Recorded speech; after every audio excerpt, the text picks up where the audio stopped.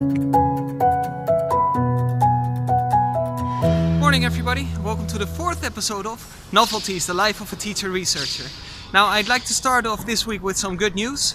I'll be presenting at the Greta conference in Granada on the 22nd of October. And this conference is about how we can address the challenges that we face in the 21st century when it comes down to English language teaching. And the title of my talk is "There is no way to language, language is the way."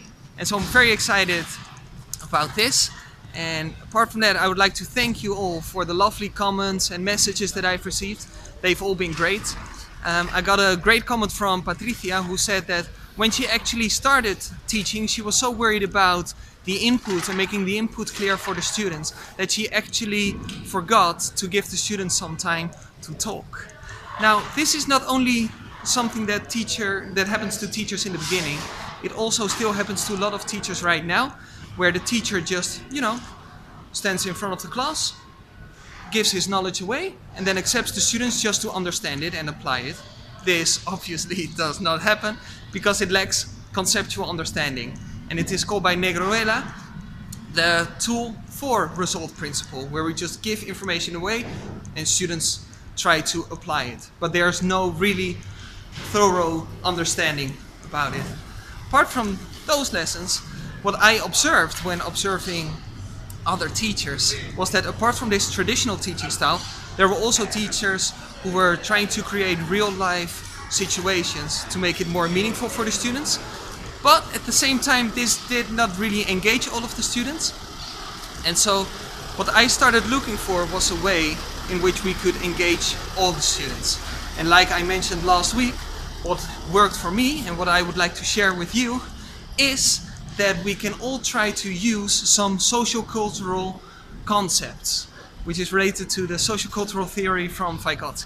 But what exactly is this whole sociocultural theory about? Well, the ideas from Vygotsky are well explained by Alexander in his article from 2008, in which he explains that it is all about addressing the tasks together, sharing the ideas, but sharing the ideas freely without feeling embarrassed. The fourth one is that we can all build on the ideas from one another. And then finally, we have to do this by taking into considerations the goals that we have as teachers. And so it's all about interaction with one another, and that we can all learn from each other. And that thanks to this learning from one another, we can internalize the concepts easier because it's more meaningful to us. And little by little, we start to become more independent social agents or students in the classroom, able to create with the language and say what we would like to say. Now, all this obviously sounds very beautiful, but it's all about applying this in the classroom. And that's exactly why I was so happy to see that in the comments and messages that I received, that there were actually a lot of teachers who were using sociocultural principles in the classroom without even knowing it. There was, for example, this lovely message from Patricia as well. Patricia mentioned that she promoted interaction in the classroom, and that thanks to this, students started to dare with the language, to create with the language. They started to gain more confidence in the classroom, which is very important. Now, apart from that, I also received a lovely message from Sylvia, and it was Sylvia who said that she does not only like the students to interact with one another, but that she likes to get involved as well. That she likes to be involved in the instructional conversation that we have in the classroom. And that thanks to this, she does not only have a very positive communication with the students when it comes down to an academic level, but also on a very personal level. And so, related to the fifth point of Alexander in dialogic teaching, the educational goals, my question for you for this week is: when have you achieved your goal as a teacher? What exactly on the long term is your goal? When can you say that you have achieved your job?